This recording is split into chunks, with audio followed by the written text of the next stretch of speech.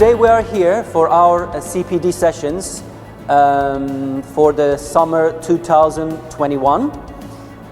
It's a 2 weeks program and it covers a lot of topics. My name is Bayar. I'm a teacher in Zakho British International School. I teach year 5 students, and we've been training with some CPD sessions, and the most important one for me and the most beneficial one for me was classroom management.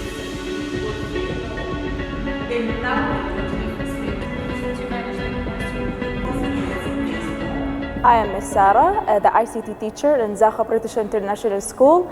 We had every year in our school that we have CPDs, which the aim of it or the goal is like to keep the professional development of the teachers. We're going to start a new academic year. We are recharged, and obviously these CPDs are run by experts and in different fields related to education.